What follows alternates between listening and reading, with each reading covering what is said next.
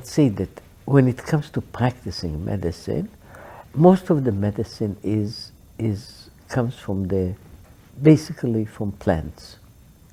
A little bit from products of animals, some minerals, but mostly are what I call, it is based on using the medical qualities of plants, both for enhancing health and, on the other hand, for curing maladies.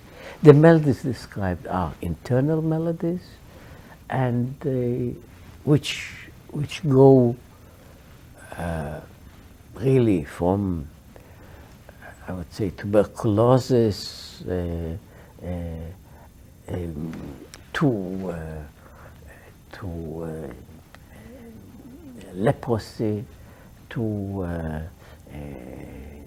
eye damages, big discussion of eye damages, and different sprains, cuts, and other forms of damage. But basically, as I say, the medicine is mostly herbal, and it is based on using herbs of different kinds. Some of them can be defined, some of them can be, the problem with quite a number of them is that we cannot define them precisely, or if they are defined, most of them were not tried in modern times. Now, so the question about their merit in use still remains a question, because for several reasons, Talmudic medicine has been almost completely discarded, even by Jewish practitioners. Because, and here I'm coming to one definition, the medicine in the Talmud is, even though they lived in close physical proximity to some of the biggest scientific centers of the time, to Alexandria, which was a big scientific center that was also, in a way, fostering or creating some of what became the medical theory of the time. Galenos, that was in the same neighborhood. Now, what is interesting about the Talmudic medicine is that it practically ignores almost all this part of Greek medicine.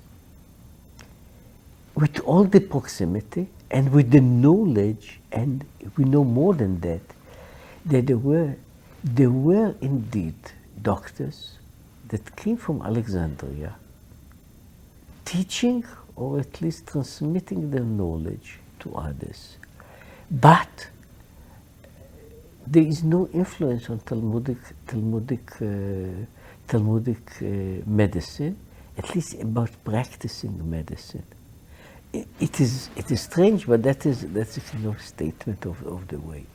Because of that, later medical practitioners, Jewish medical practitioners, in a way discarded the Talmudic medicine because it was not a la mode, because it was not a part of what was the accepted medical knowledge of the time, because the Talmud doesn't deal with what I call with the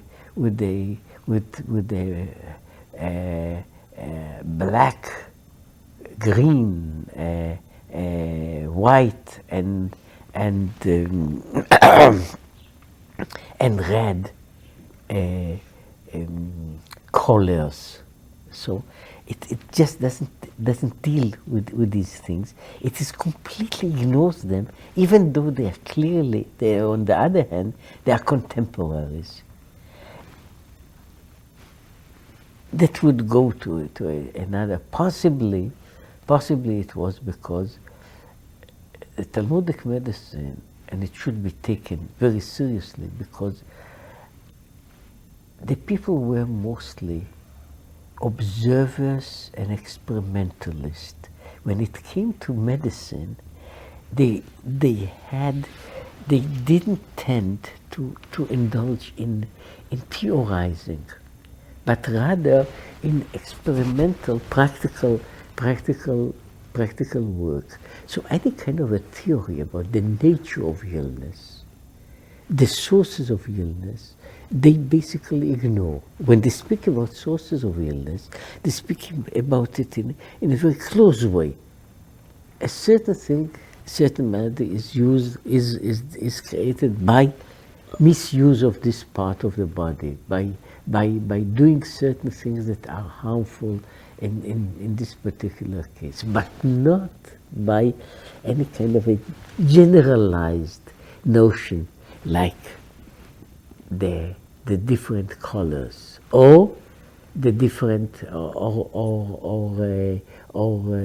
viruses or bacteria. It is very, very practical, in that sense, very close to folk medicine. On the other hand, again, for halachic and other reasons, there was a great need of defining at least specific problems.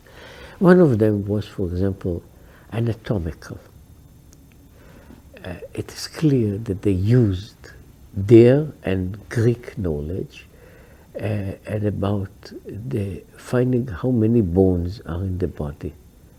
The way they did it is not the way it is done today, and incidentally it explains also if there are differences in numbers between their medical results and the medical results of today. They are mostly differences because of they are results of different techniques.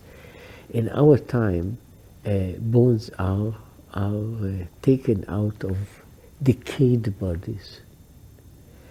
In those times, they had a faster form, which was boiling a body of a person to the point in which the flesh, completely flesh and some of the other parts completely were dissolved, and so only the bones remained. That caused practically a different form of numbering and of counting parts of the body. So, in that sense, they were very advanced in medical experimentation, including mentioning of surgery. Now, the surgery there seems to be quite advanced, ophthalmology, and also some surgery on the eyes, surgery on other parts. They clearly had made, at least on animals, hysterectomies, in which the animals continue to live.